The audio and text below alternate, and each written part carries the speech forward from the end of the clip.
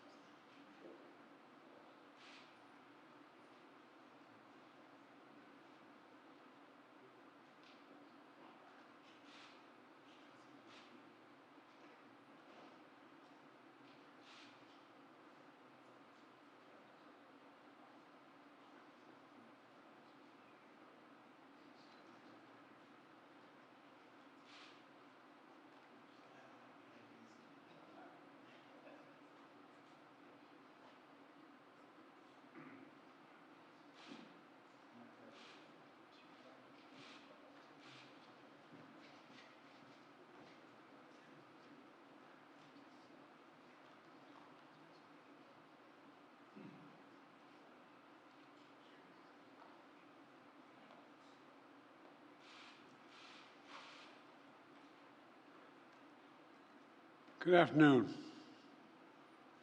I've come here today to do what the Republicans in Congress refuse to do, take the necessary steps to secure our border.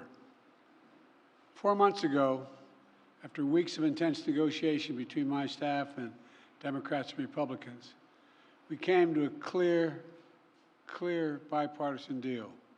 It was the strongest border security agreement in decades. But then, Republicans in Congress, not all, but walked away from it. Why? Because Donald Trump told them to. He told the Republicans, it has been published widely by many of you, that he didn't want to fix the issue, he wanted to use it to attack me. That's what he wanted to do. It was a cynical and an extremely cynical political move, and a complete disservice to the American people who are looking for us to, not to weaponize the border, but to fix it. Today, I'm joined by a bipartisan group of governors, members of Congress, mayors, law enforcement officials, most of whom live and work along the southern border. They know the border is not a political issue to be weaponized. The responsibility we have to share, to do something about it. They don't have time for the games played in Washington, and neither do the American people. So today, I'm moving past Republican obstruction and using the executive authorities available to me as president to do what I can on my own to address the border. Frankly, I would have preferred to address this issue through a bipartisan legislation, because that's the only way to actually get the kind of system we have now that's broken, fixed, to hire more Border Patrol agents, more asylum officers, more judges. But Republicans have left me with no choice. Today, I'm announcing actions to bar migrants who cross our southern border unlawfully from receiving asylum. Migrants will be restricted from receiving asylum at our southern border unless they seek it after entering through an established lawful process. And those who seek to come to the United States legally, for example, by making an appointment and coming to a port of entry, asylum will still be available to them, still available. But if an individual chooses not to use our legal pathways, if they choose to come without permission and against the law, they'll be restricted from receiving asylum and staying in the United States. This action will help us gain control of our border, restore order into the process. This ban will remain in place until the number of people trying to enter illegally is reduced to a level that our system can effectively manage. We'll carry out this order consistent with all our responsibilities under international law, every one of them. In addition to this action, we recently made important reforms in our asylum system, more efficient and more secure reforms. The goal is to deliver decisions on asylum as quickly as possible. The quicker decision means that a migrant is less likely to pay a criminal smuggler thousands of dollars to take him on a dangerous journey, knowing that if in fact they move in the wrong direction, they're returned around quickly. And 2 weeks ago, the Department of Justice started a new docket in the immigration courts to address cases where people who've recently crossed the border they make a decision within 6 months rather than 6 years, because that's what happens now. Additionally, the Department of Homeland Security has proposed new rules to allow federal law enforcement to more quickly remove asylum seekers that have criminal convictions and remove them from the United States. My administration has also recently launched new efforts to go after criminal networks that profit from smuggling migrants to our border, and incentivize people to give tips to law enforcement, provide information that brings smugglers to justice. We're also sending additional federal prosecutors to hotspots along the border and prosecute individuals who break our immigration laws. One other critical step that we will be taking, and that has made a huge difference. We continue to work closely with our Mexican neighbors instead of attacking Mexico, and it's worked. We've built a strong partnership of trust between the Mexican President López Obrador, and I'm going to do the same with the Mexican-elect President who I spoke with yesterday. We've chosen to work together with Mexico as an equal partner, and the facts are clear. Due to the arrangements that I've reached with President Obrador, the number of migrants coming and to our shared border unlawfully in recent months has dropped dramatically. But while these steps are important, they're not enough. To truly secure the border, we have to change our laws, and Congress needs to provide the necessary funding to hire 1,500 more border security agents. 100 more immigration judges to help tackle the backlog of cases, more than 2 million of them, 4,300 more asylum officers to make decisions in less than 6 months instead of 6 years, which is what it takes now, and around 100 more high-tech detection machines to significantly increase the ability to screen and stop fentanyl being smuggled into the United States. These investments were one of the primary reasons that the Border Patrol Union endorsed the bipartisan deal in the first place. And these investments are essential, remain essential. As far as I'm concerned, if you're not willing to spend the money to hire more Border Patrol agents, more asylum officers, more judges, more high-tech machinery, you're just not serious about protecting our border. It's as simple as that. I believe that immigration has always been a lifeblood of America. We're constantly renewed by an infusion of people and new talent. The Statue of Liberty is not some relic of American history. It stands for who we are as the United States. So I will never demonize immigrants. I'll never refer to immigrants as poisoning the blood of a country. And further, I'll never separate children from their families at the border. I will not ban people from this country because of their religious beliefs. I will not use the U.S. military to go into neighborhoods all across the country to pull millions of people out of their homes and away from their families to put detention camps while awaiting deportation, as my predecessor says he will do if he occupies his office again. On my very first day as president, I introduced a comprehensive immigration reform plan to fix our broken system, secure our border, provide pathways for citizenship for dreamers, and a lot more. And I'm still fighting to get that done. But we must face the simple truth. To protect America as a land that welcomes immigrants, we must first secure the border and secure it now. The simple truth is there is a worldwide migrant crisis.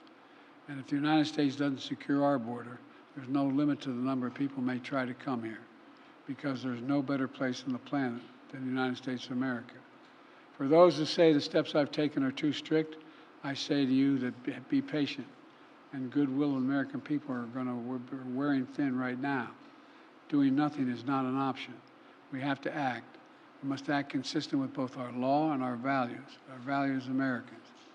I'll take these steps today, not to walk away from who we are as Americans, but to make sure we preserve who we are for future generations to come. Today, I've spoken about what we need to do to secure the border. In the weeks ahead, and I mean the weeks ahead, I'll speak to how we can make our immigration system more fair and more just. Let's fix the problem and stop fighting about it. I'm doing my part. We're doing our part. Congressional Republicans should do their part. Thank you very much.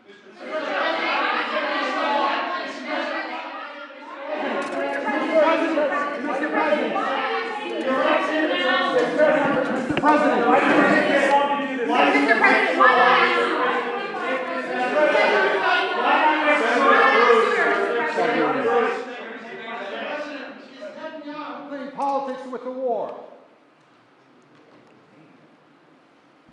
What was that? I asked her, is Prime Minister Netanyahu playing politics with the war? I don't think so. He's trying to work out a serious problem he has. Thank you.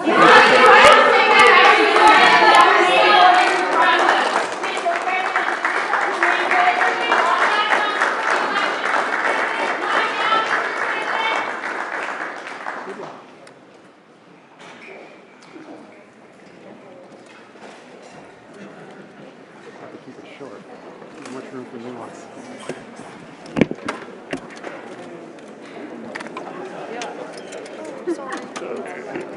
Trumpet.